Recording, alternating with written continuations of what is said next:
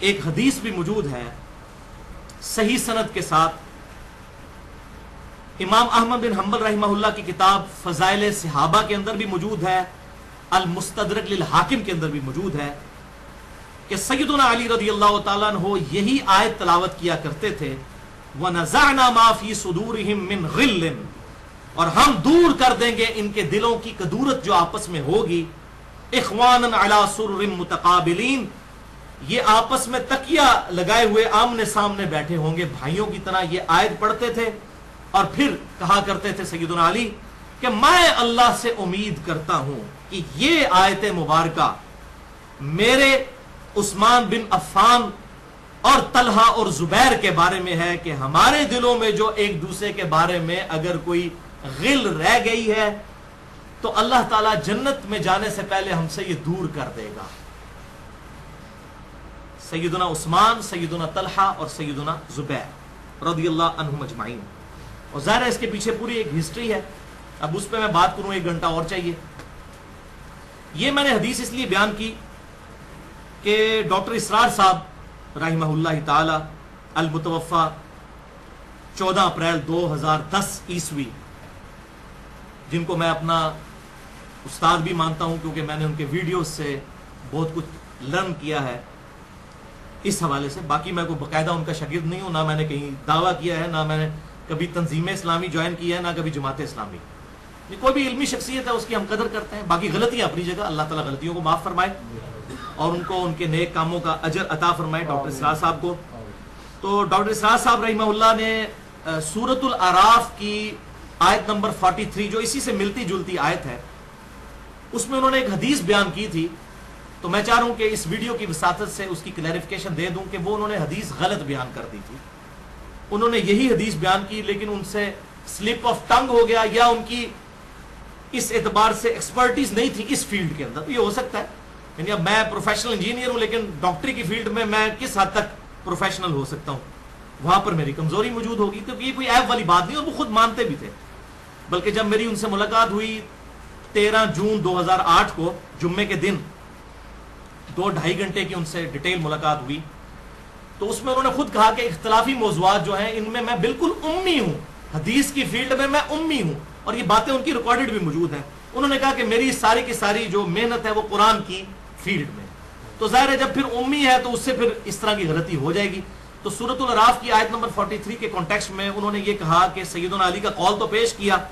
لیکن اس میں انہوں نے کہا کہ سیدنا علی نے کہا کہ یہ میرے اور معاویہ کے بارے میں ہے رضی اللہ عنہم اجمعین۔ حالانکہ ایسا نہیں ہے، اس حدیث میں الفاظ ہیں فضائل صحابہ امام احمد بن حنبل کی کتاب اور المستدرک للحاکم کے اندر بھی موجود ہے، اور یہ سورۃ الحجر کی آیت نمبر 47 کے کانٹیکسٹ میں یہ حدیثیں حافظ ابن کثیر رحمہ اللہ المتوفی 774 ہجری وہ تفسیر ابن کثیر میں بھی لے کر آئے ہیں، اور اس میں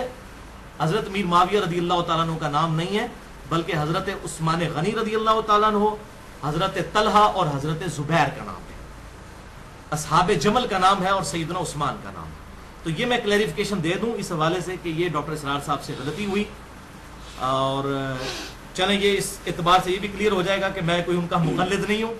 اکثر لوگ کہتے ہیں ان کو پروموٹ کر رہے ہیں، جہاں پر علمی اختلاف ہوگا غلطی کسی کے بھی ہوگی، بڑے کے بڑے سے انسان سے بھی غلطی ہو سکتی ہے، اس علمی اختلاف کی وجہ سے یہ نہیں ہو جائے گا کہ وہ 0 سے ملٹیپلائی ہو جائے گا۔ جب صحابہ سے غلطیاں ہوئی ہیں تو کوئی 0 سے ملٹیپلائی ہو گئی یا ان کا کوئی مرتبہ جو ہے وہ ختم ہو گیا، ایسا نہیں ہے۔ مرتبہ اپنی جگہ، غلطی 100 بسم اللہ، حضرت آدم علیہ السلام سے بھی غلطی ہوئی، یوسف علیہ السلام کے بھائیوں سے بھی غلطی ہوئی، وہ بھی صحابہ تھے، غلطی ان سے بھی ہوئی، اللہ تعالیٰ نے ان کا ذکر بھی قرآن میں کیا، کوئی توہین نہیں سمجھا اس کو، غلطی اپنی جگہ۔ تو ڈاکٹر اسرار صاحب کی میں نے یہاں پر اصلاح اس حوالے سے اس ویڈیو کی وساطت سے میں یہ بتا دوں، اور میں کوشش کروں گا کہ اس ویڈیو کلپ کو بھی ہم اسی کے ساتھ اٹیچ کر دیں تاکہ یہ معاملہ سارے کا سارا کلیئر ہو جائے۔ وَنَزَعْنَا مَا فِي صُدُورِهِم مِّن غِلٍّ، بلکہ ان آیات پر حضرت علی کا یہ قول بھی ہے رضی اللہ تعالی عنہ کہ سورہ ہجر کی آیت کے ضمن میں خاص طور پر آتا ہے شان نزول میں، تو انہوں نے فرمایا کہ یہ میرے اور معاویہ کے کا ذکر ہے جو یہاں ہو رہا ہے۔ ظاہر بات ہے جنگیں ہوئی ہیں حضرت علی رضی اللہ عنہ اور حضرت معاویہ رضی اللہ عنہ، تو کتنی کچھ ہو گئی ہوگی شکایت ایک دوسرے سے، تو یہ آیتیں ہمارے لیے ہیں کہ اللہ تعالیٰ ہمیں دونوں کو جنت میں داخل کرے گا تو ہمارے دلوں سے یہ کدورتیں جو ہے وہ نکال دے گا۔ تو بہرحال یہ جو सूरत अल-हिज्र की आयत नंबर 47 के कॉन्टेक्स्ट में फ़ज़ाइल सहाबा या अल-मुस्तदरक अल-हाकिम की जो हदीस है वो सैयदना अली की जो का कौल है, मौकूफन हदीस जो है वो सैयदना उस्मान, सैयदना तलहा और सैयदना जुबैर के बारे में है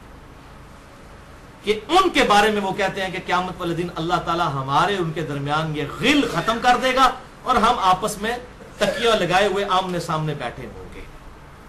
अब जहां तक ताल्लुक है अमीर शाम माविया बिन अबी सुफियान रदी अल्लाह ताला अन्हुमा के बारे में, तो उनके बारे में सैयदना अली का कोई कौल मौजूद नहीं है। इस हवाले से उनके बारे में जो कुछ मौजूद है वो मैं दो हदीसें आपको बता देता हूं मुसन्नफ इब्ने अबी शैबा से। मुसन्नफ इब्ने अबी शैबा इस रुए अर्ज पर हदीस और आसार की सबसे बड़ी किताब है, तकरीबन 38,000 अहादीस और आसार का मजमुआ है। मुस्नद अहमद से भी ये समझ ले आप तकरीबन 1.25 गुना बड़ी किताब है। अल मुसन्नफ इब्ने अबी शैबा,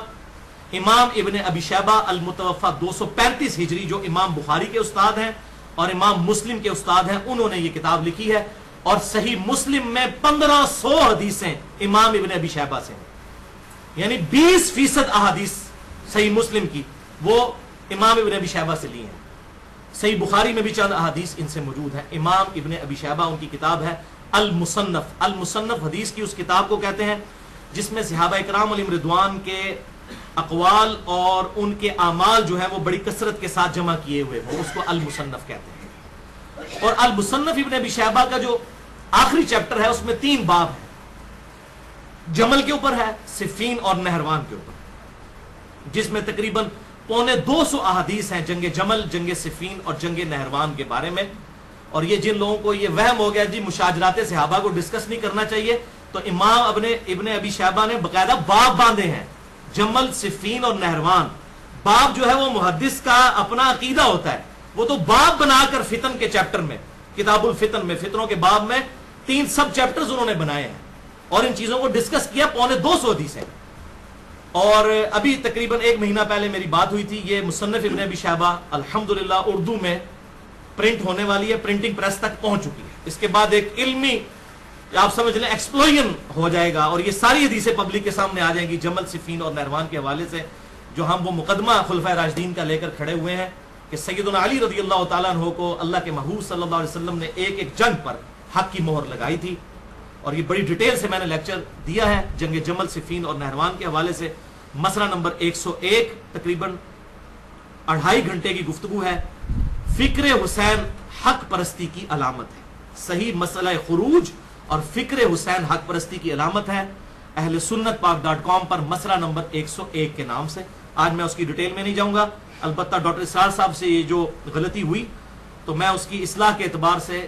हजरत अमीर माविया रज़ी अल्लाह ताला के बारे में सैयदना अली का क्या मौकिफ था वो बयान करने लगा हूं। और मुशाजराते सहाबा के बारे में मेरा मौकिफ इसके अंदर इम्प्लाइड है,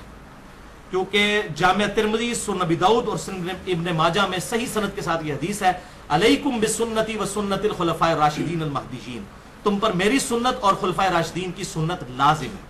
तो सैयदना अबू बकर, उमर, उस्मान और अली और उन्हीं की खिलाफत में हसन इब्ने अली, ये 5 खलीफा राशिद हैं जिस पे अहले सुन्नत और अहले तशय्युअ का इत्तफाक है। राफजियों की मैं बात नहीं कर रहा, अहले सुन्नत और अहले तशय्युअ का। तो हम खुलफाए राशिदीन के साथ हैं। तो वो मैं अब आपको 2 रवायतें अल मुसन्नफ इब्ने अबी शैबा से बता देता हूं ताकि डॉक्टर इसरार साहब की ये जो क्लैरिफिकेशन हो जाएगी उनके स्टूडेंट्स के लिए भी। मुसन्नफ इब्ने अबी शैबा में इंटरनेशनल नंबर के मुताबिक 7050 नंबर ये असर है। ताबई कहते हैं कि हमने सैयदना अली रज़ी अल्लाह ताला अन्हु के पीछे नमाजों में कुनूत नाज़िला पड़ी थी माविया बिन अबी सुफियान रज़ी अल्लाह ताला अन्हु के खिलाफ। और सैयदना अली ये दुआ करते थे, अल्लाहुम्मा अलैका बि मुआविया व अशियाही, अल्लाहुम्मा अलैका बि अम्र इब्न आस व अशियाही, ऐ अल्लाह माविया और उसके शिया को तू तबाह बर्बाद कर दे, अमर इब्न आस और उसके शिया को, शिया कहते हैं उनके ग्रुप को, ये पॉलिटिकल टर्म है शियाने अली और शियाने माविया। हम अहले सुन्नत शियाने अली हैं अल्हम्दुलिल्लाह। तो तू माविया और उसके शिया को, उनके ग्रोह को तबाह बर्बाद कर दे और अमर इब्न आस और उसके ग्रोह को तबाह बर्बाद कर दे। सिर्फ इसलिए उन्होंने ये बात की कि उनकी वजह से खिलाफत का निजाम खतरे में पड़ गया था। तो ये कुनूत नाज़िला, आज लोग इंडिया पे पढ़ रहे हैं कुनूत नाज़िला, लोग अमेरिका के ऊपर पढ़ रहे हैं, वो भी पढ़े, लेकिन ये भी एक हकीकत है कुनूत नाज़िला। अल मुसन्नफ इब्ने अबी शैबा 7050 नंबर। تو وہ سیدنا علی کیسے کہہ سکتے تھے وَنَزَعْنَا مَا فِي صُدُورِهِم مِّن غِلٍّ، ان کے بارے میں جن پر قنوت نازلہ پڑی؟ اور اس سے بھی بڑھ کر 37,880 نمبر روایت ہے المصنف ابن ابی شیبہ میں، 37,880 نمبر، کہ سیدنا علی رضی اللہ تعالیٰ عنہ سے صفین کے مقتولین کے بارے میں پوچھا گیا کہ امیر المومنین کچھ لوگ تو آپ کے ساتھ تھے، خلیفہ راشد کے ساتھ، وہ تو حق پر ہیں، جو مخالفین تھے معاویہ بن ابی سفیان یا عمرو بن عاص رضی اللہ عنہم اجمعین اور ان کے ساتھی، ان کے بارے میں آپ کا کیا خیال ہے؟ تو سیدنا علی نے فرمایا کہ میں اللہ سے امید کرتا ہوں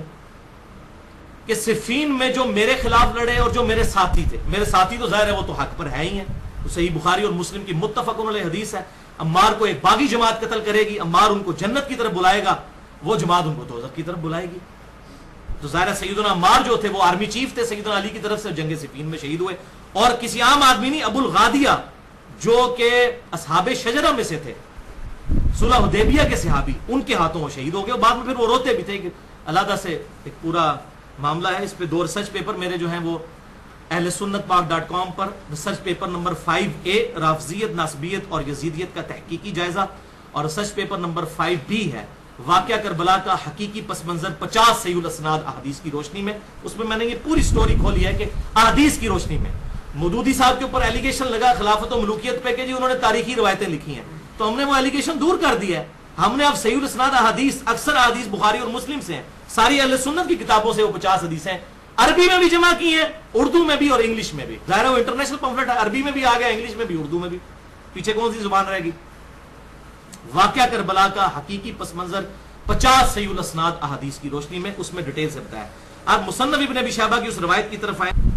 کہ مقتولین صفین کے بارے میں جب مولا علی رضی اللہ تعالیٰ عنہ سے پوچھا گیا، مولا کا مطلب دلی محبوب، جگری یار، حدیث متواتر ہے، من کنت مولاہ فہذا علی مولاہ،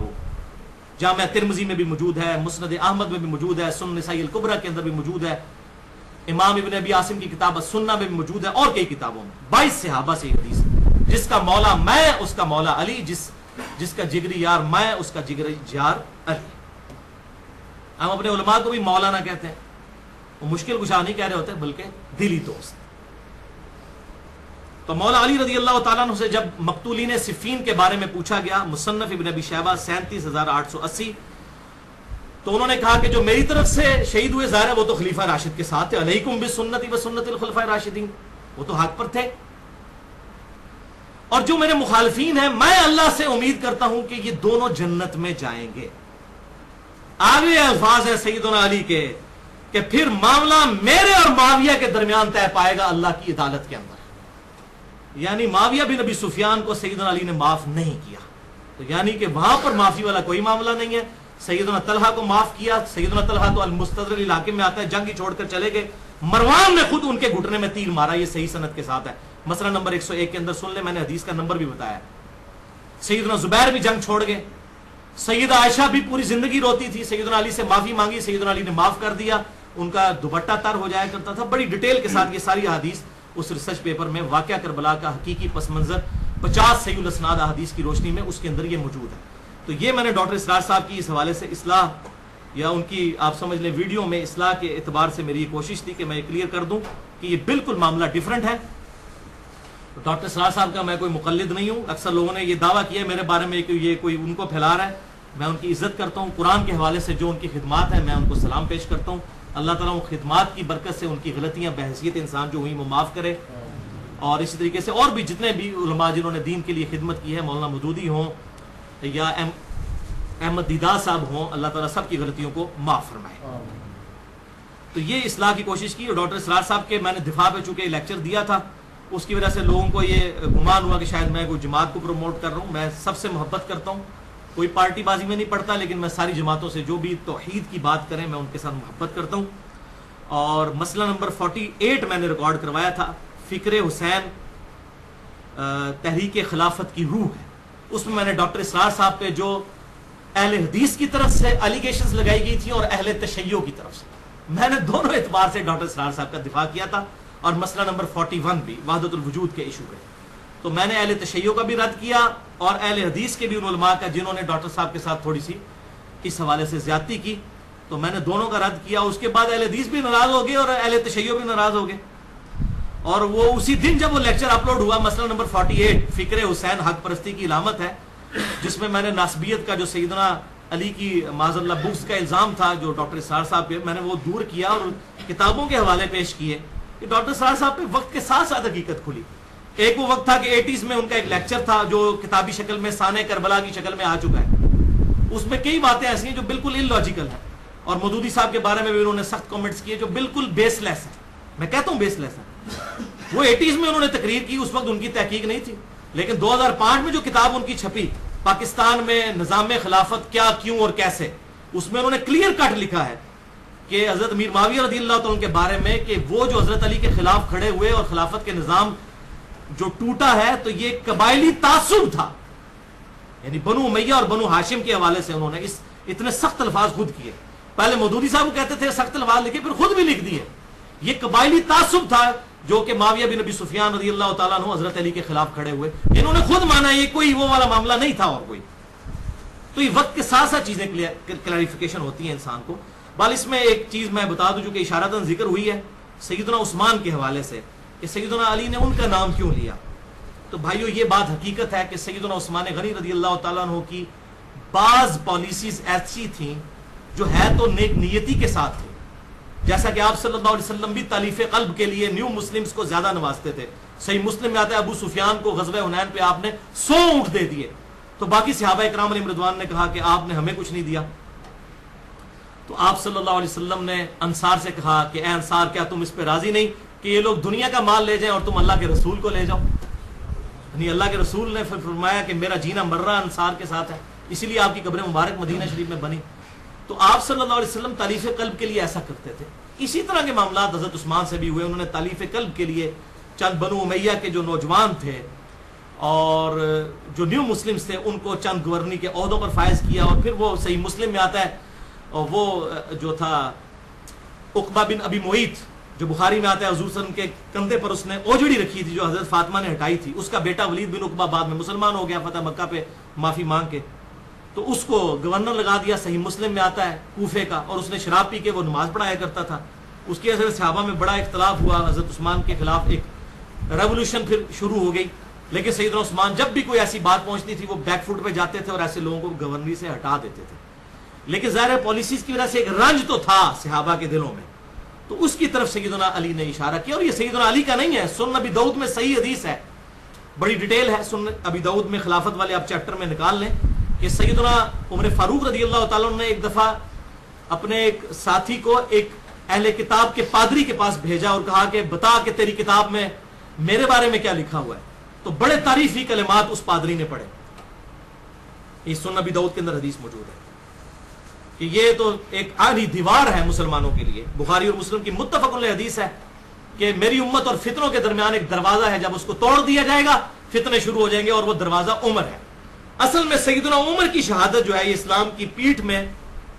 سب سے بڑا چھرا تھا جو گھونپا گیا. اس کے بعد پھر خلافت کا نظام جو ہے ڈگمگاتا گیا, لیکن پھر بھی کچھ عرصہ چلا. خلفائے راشدین ہیں باقی بھی الحمدللہ, لیکن اس طرح کی خلافت نہیں جو ابوبکر اور عمر نے کی ہے. وہ اللہ تعالیٰ کی طرف سے خاص پروٹیکشن تھی. بہرحال وہ ابو داؤد میں آگے حدیث آتی ہے کہ پھر سیدنا عمر کے بعد اس نے پوچھا کہ جو خلیفہ بنے گا اس کا کیا حال ہوگا. تو اس پادری نے کہا کہ ہماری کتابوں میں لکھا ہوا ہے کہ وہ بڑا نیک اور شریف انسان ہوگا, سوائے اس کے کہ وہ اپنے رشتہ داروں کو نوازے گا. اور پوچھا اس کے بعد, تو اس نے کہا اس کے بعد جو شخص خلیفہ بنے گا انتہائی نیک انسان ہوگا, لیکن اس وقت تلوار نیام سے باہر نکل چکی ہوگی. یعنی وہ کوشش تو کرے گا کہ کسی طریقے سے اس نظام کو بچا لے, لیکن تل پٹ ہو جائے گا سارے کا سارا نظام, اور خود وہ اس کی بھیڑ چڑھ جائے گا. جو کہ صحیح حدیث ہے سنن نسائی الکبریٰ کے اندر, آپ صلی اللہ علیہ وسلم کو حضرت علی رضی اللہ تعالیٰ کو آپ صلی اللہ علیہ وسلم نے خود فرمایا تھا, علی اگلی امتوں میں سب سے بڑا بدبخت قوم سمود کا وہ شخص تھا جس نے اس اونٹنی کو قتل کیا تھا, اور میری امت کا سب سے بڑا بدبخت ہوگا جو تجھے قتل کرے گا. یعنی حضرت علی کو آپ نے کیا مرتبہ دیا کہ وہ اونٹنی کو قتل کرنے والا, جیسے قوم سمود میں اس کے بعد امت پہ عذاب آ گیا تھا نا, تو حضرت علی کو قتل کرنے کے بعد بھی امت پہ پھر عذاب آیا اس شکل کے اندر کہ ایک معاملہ سارا تلپٹ ہو گیا. پہلے سیدنا عثمان کی شہادت اور اس پر تو رہا یہ کہ حضرت علی رضی اللہ تعالیٰ کی شہادت. بل ابو داؤد کی اس حدیث میں پھر ملتا ہے کہ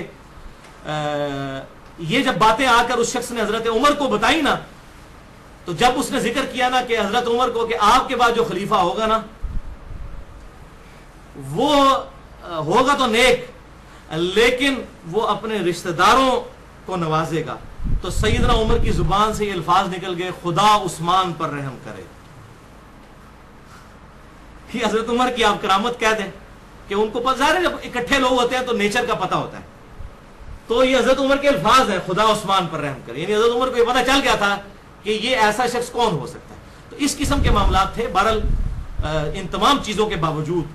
خلفائے راشدین میں ہیں حضرت عثمان غنی بھی، حضرت علی رضی اللہ تعالیٰ عنہ بھی، حضرت ابو بکر بھی، حضرت عمر بھی، ہم سب سے محبت کرتے ہیں اور ہم اللہ تعالیٰ سے دعا کرتے ہیں ہمیں قیامت والے دن خلفائے راشدین کے ساتھ اٹھائے۔ جو حق بات میں نے آج کہی اللہ تعالیٰ ہمارے دلوں میں راسخ فرمائے، اگر جس بات میں میرے منہ سے کوئی غلط بات نکل گئی تو اللہ تعالیٰ ہمارے دلوں سے محو کر دے، ہمیں کتاب و سنت کی تعلیمات پر عمل کر کے دوسرے بھائیوں تک پہنچانے کی توفیق عطا فرمائے۔ سبحانک اللہم و بحمدک، اشہد ان لا الہ الا انت، استغفرک و اتوب الیک، وما علینا الا البلاغ المبین۔